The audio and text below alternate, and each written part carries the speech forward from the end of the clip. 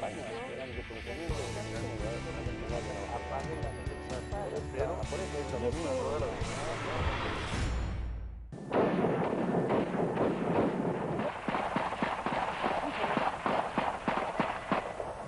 Nos encontramos en el Aeropuerto Internacional de la Ciudad de México a punto de abordar un avión rumbo a El Salvador tras las huellas del comandante Ramiro.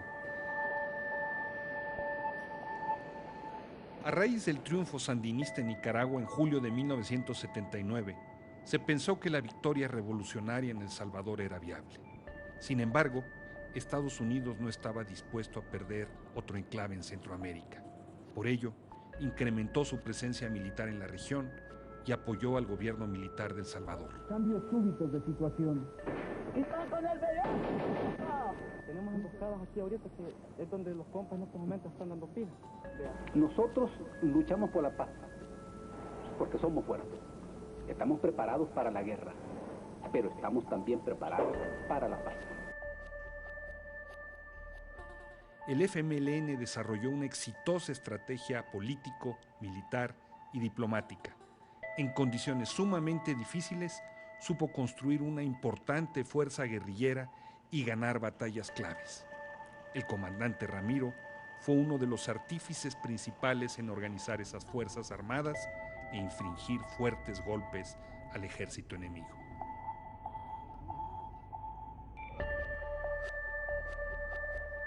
El Frente Farabundo Martí de Liberación Nacional fue creado en octubre de 1980 como una instancia de coordinación de 5 organizaciones político-militares. Desde ese año hasta 1982 combatió, con las armas en la mano, a la dictadura militar. El comandante Ramiro Vázquez fue el forjador y dirigente de una de esas 5 organizaciones. Comandante, un gusto. Gracias por recibirnos aquí en San Salvador. Yo tengo una impresión grandota en el corazón. Estamos en Cruce de Palabras, en esta ocasión en una transmisión especial de San Salvador con José Luis Merino, el célebre comandante Ramiro del Frente Farabundo Martí de Liberación Nacional. Ramiro, muchas gracias por estar hoy aquí en este Cruce de Palabras. Para nosotros también es muy satisfactorio nuevamente estar con las cámaras de nuestros hermanos de Telesur. Así que buenas tardes América, buenos días América. Ramiro, tú te incorporas muy joven a la lucha revolucionaria. 13 años tenías, eras un estudiante, trabajabas de mecánico. Eran años de los años esos más intensos de la dictadura, el periodo en que la dictadura estaba en su pleno apogeo y donde la clandestinidad del movimiento revolucionario era de las épocas más profundas. Era el año 67 cuando recién acababa de pasar una campaña presidencial que había conmovido corazones y voluntades en nuestro país. Una primera campaña en que la izquierda había participado con una bandera de un partido legal y que había movilizado. Estábamos en un periodo de una enorme agitación social, muchas huelgas, muchas movilizaciones, muchas manifestaciones de los maestros de antes 21 de junio y de los trabajadores de la industria del acero, de los trabajadores del transporte. Era un escenario de mucha conmoción. Es el año en el que muere el Che en Bolivia, ¿verdad? Y todavía aquí en nuestro país habían muchas olas de entusiasmo, todavía quedaban las olas de entusiasmo de la victoria de la Revolución Cubana, ¿verdad? ¿A ti te impacta la Revolución Cubana? Nos impactan los liderazgos esos. De hecho mi seudónimo de Ramiro tiene que ver con ese legendario comandante cubano, de Ramiro Valdés. Yo se lo conté hace unos meses, estando en Venezuela, nos encontramos y le dije, comandante, mi seudónimo de guerra tiene que ver con usted. Y en esta lucha en la clandestinidad, Ramiro, ¿cómo es que ustedes deciden pasar a la lucha armada? Ya había otras organizaciones que estaban incursionando en ese terreno, pero ustedes como Partido Comunista habían optado por llevar la vía legal hasta las últimas consecuencias, ¿no? Sí, hay que decir que en esos años, en las filas del Partido Comunista, existía ese debate muy fuerte, que uno, dijera, pues en las bases no lo percibía, porque era una discusión a nivel de la dirección superior del Partido Comunista, ¿verdad? Y pocas señales habían. Yo, por ejemplo, de decir que el entusiasmo de los compañeros del Partido Comunista en la ciudad de Santa Tecla, que es esta ciudad que tenemos aquí al lado, donde yo me integré, rindiendo el homenaje al Che, era genuino, era auténtico, y era una admiración por el hombre ese guerrillero que acababa de morir en las selvas bolivianas, y se celebraba, se conmemoraba y se le rendía homenaje. Y en las discusiones, hay que decir, después de un periodo de integración a brigadas de propaganda, haciendo pintas en la calle, en reuniones, escuchando conferencias, charlas, vino un nuevo momento, en los años 70, en la que uno de mis primeros pasos fue integrarme a una estructura militar. Pero tú te formas militarmente en la Unión Soviética, en un primer momento. No es así. Yo fui a pasar cursos a la Escuela de Cuadros en la Unión Soviética, ¿verdad? Y realmente la escuela más fuerte fue nuestra propia práctica. Fuimos a conocer la experiencia de los compañeros de Vietnam, de los compañeros de Cuba y de los hermanos nicaragüenses. O sea, fueron como nuestras nutrientes de nuestro pensamiento. Por supuesto que leímos muchísimo de la experiencia de los bolcheviques en la Revolución Rusa, y todas esas experiencias se fundieron en la práctica de las Fuerzas Armadas de Liberación y en la práctica del FMLN. FAL que tú dirigiste, tú eras el responsable militar. Sí. Efectivamente, durante los años 70 el Partido Comunista hizo un esfuerzo grande por lograr abrir caminos a la democracia y a la libertad en los terrenos de la lucha electoral, en los terrenos de la lucha social. La dictadura cerró una y otra vez esos caminos. En el 1972, ¿verdad? Hay una primera victoria popular en El Salvador. La Unión Nacional Opositora, con la candidatura de Napoleón Duarte, gana las elecciones. Y la respuesta a la dictadura es una profunda represión. Eso se repite el 77, con el coronel Claramón como candidato, una nueva victoria popular y una enorme represión, exilio, muertos, torturados. Y se produce ese año, el 77, una enorme graduación social en El Salvador, de enormes sectores sociales que llegan a la conclusión que ni siquiera la democracia se puede conquistar por la vía electoral y que es necesario pasar a formas superiores de lucha. Al lado en este escenario, había iniciado a partir del año 70 la formación de las primeras organizaciones armadas guerrilleras. Hay que decir que hasta el año 70 el Partido Comunista había sido un navegante solitario en la lucha por el socialismo en El Salvador, y se habían forjado en sus filas decenas de compañeros que habían ido a parar a otros agrupamientos. Y por eso las raíces del Partido Comunista se encuentran en varios de los agrupamientos de lo que posteriormente llega a constituirse como FMLN. Entonces, con esa grabación del 77, la lucha armada se puso en el centro en El Salvador. Tú te hacías cargo simultáneamente de la lucha rural y de los comandos urbanos. Sí, ya en el proceso de desarrollo de la lucha guerrillera de los años 80, hay que decir que fuimos a parar ahí siendo dirigentes juveniles, siendo dirigentes obreros, ¿verdad?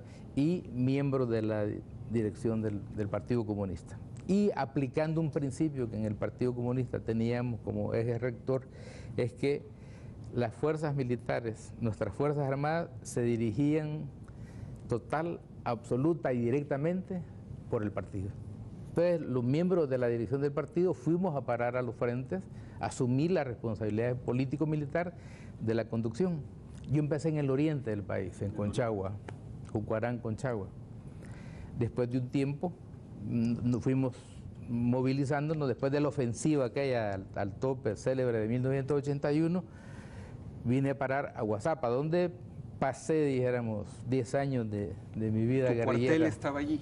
Mi cuartel estaba en el sur de Guazapa, y desde el sur de Guazapa, efectivamente, conducíamos la fuerza guerrillera que operaba en torno al cerro de Guazapa, y conducíamos el trabajo militar del área urbana.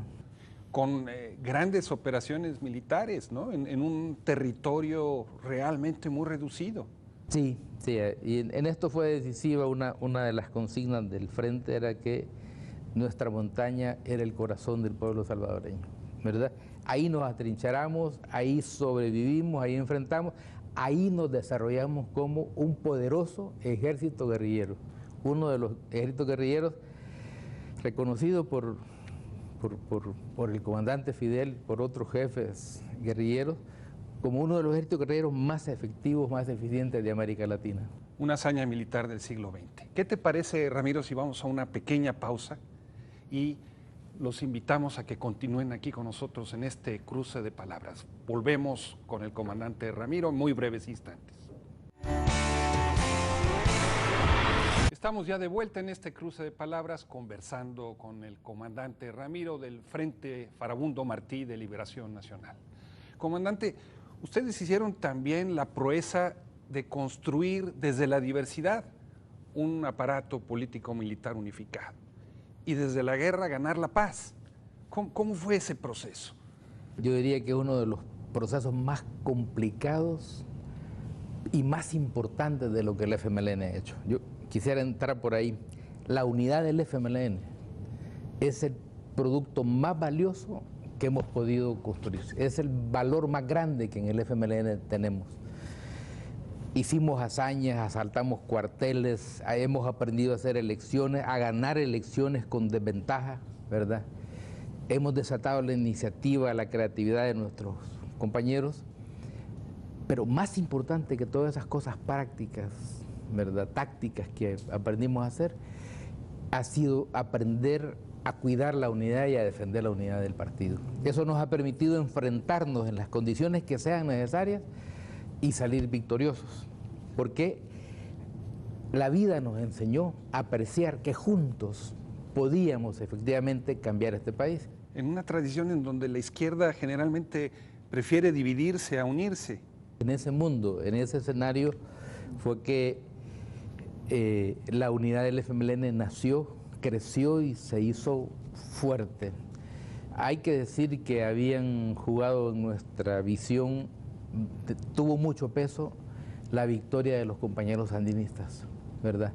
Donde la unificación de las tres tendencias que en el Frente Sandinista existían, les permitió a los camaradas, a los compañeros, trazar su ruta hacia la victoria.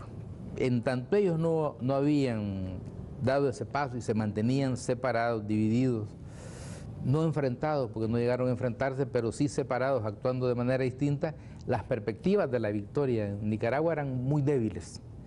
Y al paso de unificarse, ¿verdad?, por supuesto que vino un proceso acelerado que los condujo a la victoria. Ese ejemplo, esa enseñanza fue muy grande para nosotros. Y a partir de la victoria iniciamos aceleradamente los pasos de la unidad. La victoria nicaragüense fue el 19 de julio. El 19 de diciembre de ese mismo año, nosotros estábamos ya realizando las primeras reuniones y llegando a los primeros acuerdos en los que se creó la Dirección Revolucionaria Unificada, ¿verdad? Hoy ya se sabe, se ha dicho, mucho peso en ese proceso tuvo la Revolución Cubana y particularmente el compañero comandante Fidel Castro, que nos llamó como hermanos grandote y nos dijo: miren, hermanos, hace falta que se entiendan. Y de aquel escenario complejo, diverso, con cada uno con sus virtudes y con sus defectos, ingresamos y construimos el FMLN. Pero igual tuvieron que enfrentar crisis como la de Marcial, Ana María, todos esos antecedentes. Sí, efectivamente, Marcial, Ana María, Roque Dalton, En sus orígenes. estaba presente y se resolvieron porque pusimos en el centro el proceso que estábamos viviendo. Ya lo de Ana María, de la comandante Ana María, sucede 3 años después de que habíamos iniciado la lucha, habíamos crecido, transformamos. Yo estaba en un plan de operaciones con los compañeros, con los hermanos de las FPL, operaciones conjuntas, y transformamos el golpe en un reto, ¿verdad?, de hacer exitosas las operaciones para mostrarle al mundo que a pesar de esas dificultades, el FMLN era fuerte y seguía obteniendo victorias. Y ha sido importantísimo el respeto, la confianza que hemos llegado a desarrollar en aquel momento al interior de los mandos militares, de las direcciones políticas de las 5 organizaciones, y por supuesto que ha sido muy determinante después de los acuerdos de paz y en este escenario político electoral más complejo, mucho más complejo que la propia guerra. Nosotros lo he dicho varias veces, en la guerra era más fácil de identificar al enemigo. Ahora es más complejo. Venía uniformado. Hoy es más complejo, más difícil ubicarlo, ¿verdad? Y hacer que toda la militancia del partido lo entienda y lo ubique de esa manera. Y ganar la paz después de haberse preparado tantos años para la guerra, con tantas afrentas detrás, tanto dolor. ¿Cómo fue posible que hicieran eso, comandante? Entramos a la guerra porque se nos cerraron los espacios, las posibilidades de seguir desarrollando nuestros proyectos por las vías legales, ¿verdad? El FMLN había nacido en las entrañas de un poderoso movimiento social, muy radicalizado, muy firme, muy valiente, ¿verdad? Y en América Latina habían dos grandes movimientos con esos rasgos, así masivos, fuertes, poderosos, por supuesto en términos relativos, ¿verdad? Pero un FMLN que en esos años tuvo la capacidad, el 22 de enero de 1980, de convocar a una concentración en la que vinieron 300.000 gentes a la capital. 300.000 personas. Personas, y fueron reprimidos, masacrados, asesinados, esa misma movilización. Pero de esa fuerza social grande, radicalizada, surgió. De ahí vino el parto y que se llama FMLN, ¿verdad? Nosotros lo hemos dicho varias veces, el FMLN es el parto más vigoroso de la sociedad salvadoreña del siglo pasado. Y esa experiencia de construcción de paz, Ramiro, ¿le encuentra similitudes con lo que se acaba de vivir hoy en Colombia con las FARC? Sí, yo creo que sí, que son procesos parecidos. Por supuesto, cada uno tiene su historia, su origen. Los hermanos colombianos, una historia mucho más larga, están guerreando desde los años 40, ¿verdad? Son una leyenda, tienen figuras gigantescas, ¿no? Cuando nosotros empezamos a tirar tiros, ellos eran ya una guerrilla reconocida, ¿verdad? Sus dirigentes reconocidos en el mundo, ¿verdad? Es una historia distinta, pero tiene una cosa en común, y es la defensa de los intereses de la gente, de las personas, ¿verdad? Eso está en el centro. El estrangulamiento de la libertad, porque no es el hambre, no es la pobreza, no es la miseria, es el ahogamiento de los derechos de las personas, de los derechos políticos, de los derechos a la libertad. Eso fue lo que a nosotros nos alzó, porque uno sabe que hay pueblos más pobres que nosotros y no se alzan, ¿verdad? Y fue la lucha por la libertad. Yo creo que eso es importantísimo para nuestro proceso y para el proceso de los hermanos colombianos. Nosotros hicimos una promesa en las últimas formaciones que tuvimos en nuestros campamentos guerrilleros, y era que asumíamos transformar nuestra fuerza militar en fuerza política para intentar. Es importante, Francisco. ¿Eso lo discutieron en el marco ya del proceso de paz? Sí, o nos lo inventamos en los campamentos, porque estábamos desmovilizando hombres que confiaban en sus armas, en su organización militar. Dijimos, vamos a intentar hacer con la lucha política, ¿verdad?, con la fuerza política, lo que no pudimos hacer con las armas en la mano. Así salimos, desarmados, temerosos, preocupados, porque al otro lado de nosotros quedaba un ejército con todas sus armas, ¿verdad?, con toda su estructura montada, intacta efectivamente. Pero con la moral disminuida. Sí, golpeado, porque ellos se sintieron que habían sido los chompipes de la fiesta, decimos aquí, y pasaron a ser acusados de una cantidad de atrocidades que se habían cometido en los años en que ellos controlaron y dominaron el país. Y vino entonces el reto de constituir un partido político en forma, hacer oposición y ganar elecciones. ¿Qué te parece, Ramiro, si vamos a una pequeña pausa? Y a ustedes los invitamos, amigos y amigas, a que continúen con nosotros en este cruce de palabras. Volvemos. Estamos ya de regreso en este cruce de palabras con el comandante Ramiro. Y antes de irnos a la pausa, Ramiro, nos explicabas este compromiso, este mandamiento que los combatientes hicieron de ganar en la arena política lo que no habían podido arrancar por el camino de las armas.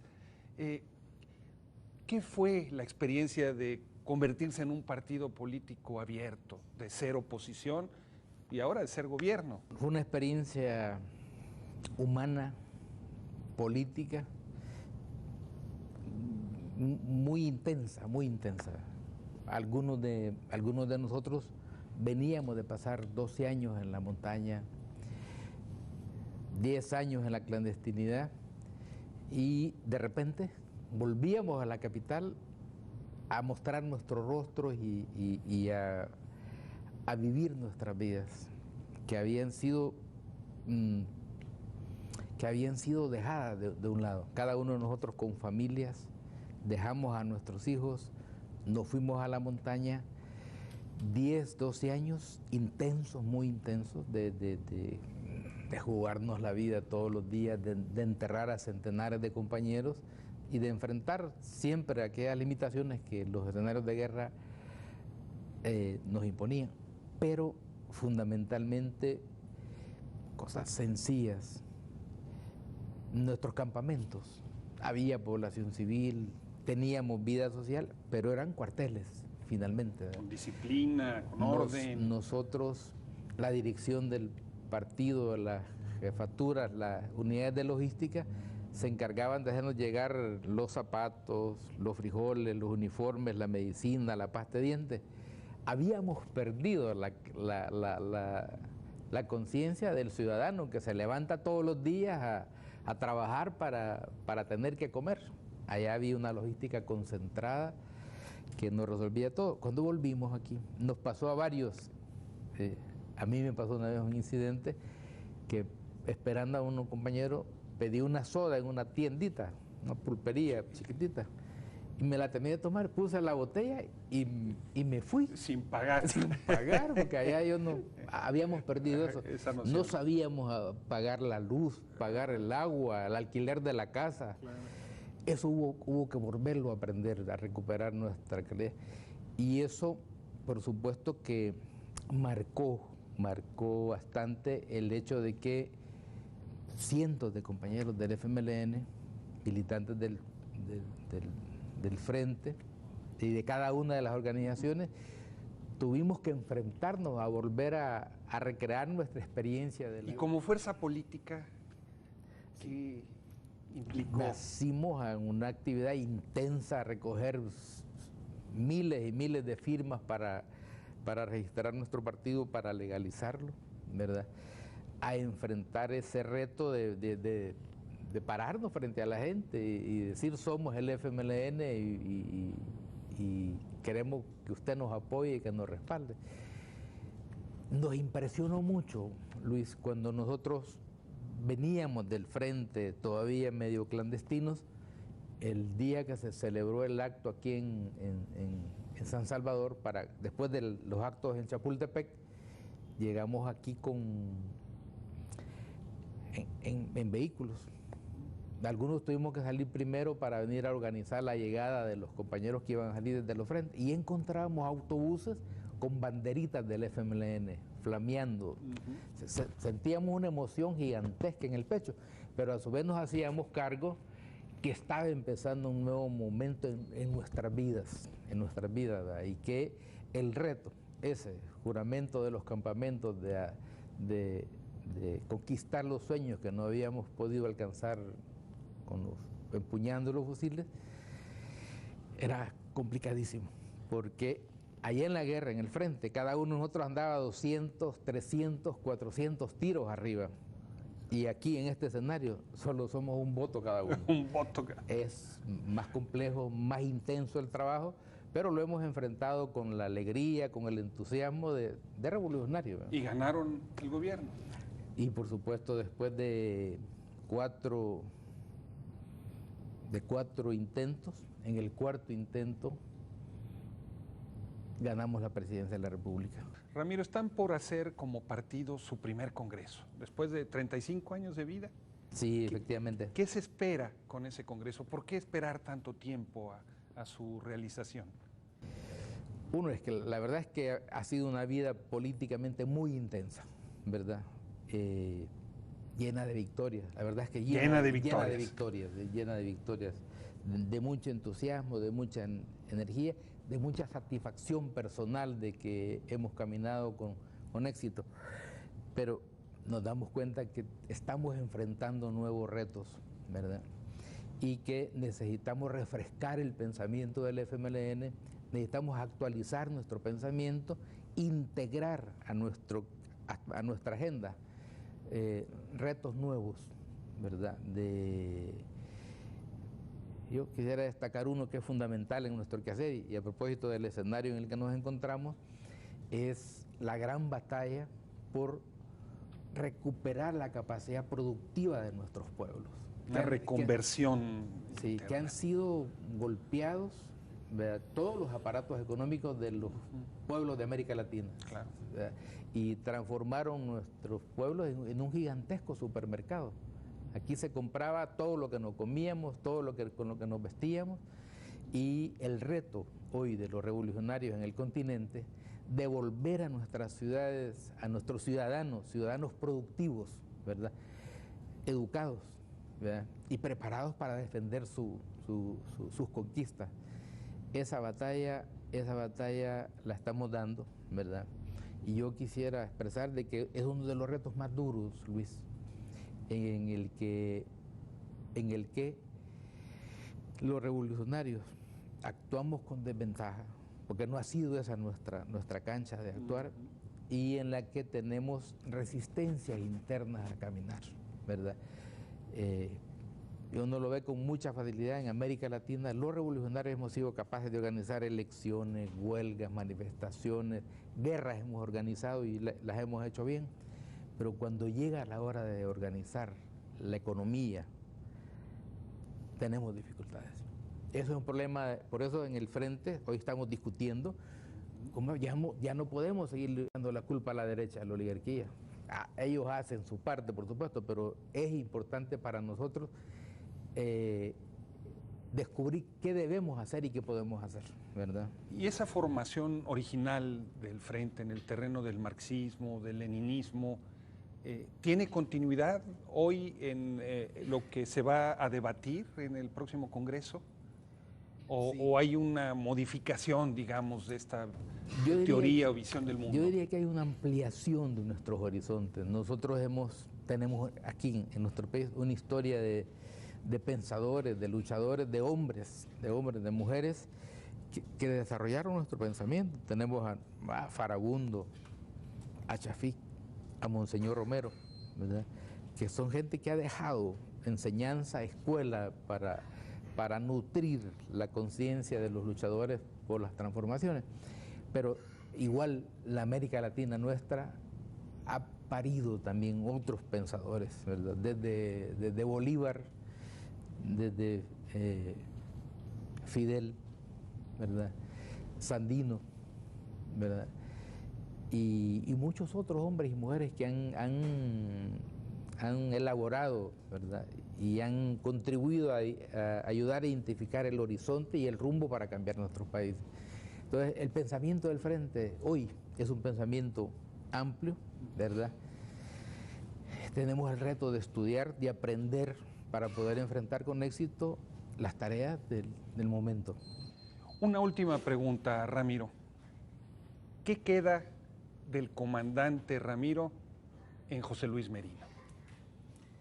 El enorme amor a nuestro pueblo, a nuestro país, a nuestra patria, que fue lo que nos llevó a enfrentar con decisión los momentos aquellos de la lucha clandestina, donde lo teníamos todo en contra, al otro momento donde teníamos fusiles para defendernos y campamentos y montañas, dimos nosotros, pero son pequeñas lomas donde nos atrincheramos, ¿verdad? Y a este momento en que tenemos un partido poderoso, ¿verdad?, que vive en el corazón de los salvadoreños y que ha hecho posible que construyamos esta fuerza poderosa, indetenible, que ha derrotado a una oligarquía dura, ¿verdad?, muy atrasada, y a un partido de los más reaccionarios, de los más recalcitrantes de nuestro continente, que cuando les dimos la primera derrota lo tenían todo: el poder, el gobierno, su riqueza, sus medios de comunicación y el apoyo de los señores del norte. A eso los derrotamos. Entonces nos queda Luis, esa confianza y esa conciencia de que organizados y unidos el Frente va a seguir siendo una fuerza indetenible y transformadora de nuestro país. Ramiro, José Luis, muchas gracias por este cruce de palabras. Gracias, Luis, y de nuevo un abrazote para nuestra América. Y a ustedes, amigos, amigas, los invitamos a que sigan con nosotros en este cruce de palabras, porque ahora vamos tras las huellas de Ramiro, aquí en San Salvador. Así como el FMLN hizo la guerra, así supo ganar la paz y forzar importantes reformas políticas y judiciales en El Salvador. Firmados los acuerdos de paz en 1992, el comandante Ramiro Vázquez asumió la dirección del Partido Comunista de El Salvador cuando Shafiq Handal pasó a ocupar la conducción del FMLN. En 2009, el FMLN ganó la presidencia de la República. 5 años después, refrendó ese triunfo nuevamente. José Luis Merino, nombre civil del comandante Ramiro, desempeñó un papel central en esas victorias. Los combates entre la guerrilla y el ejército fueron cruentos. Entre las bajas de los insurgentes hubieron combatientes salvadoreños, pero también internacionalistas latinoamericanos. Al terminar la guerra, las FARC de Ramiro Vázquez trasladaron los restos de algunos de sus compañeros caídos en la montaña a esta comunidad para rendirles un justo homenaje. Me encuentro en el cerro de Guazapa, entre huertas de café, plátano y cañaverales. Este fue el territorio de operaciones de las Fuerzas Armadas de Liberación conducidas por el comandante Ramiro. Hasta aquí hemos llegado buscando sus huellas. Los esperamos en el próximo cruce de palabras.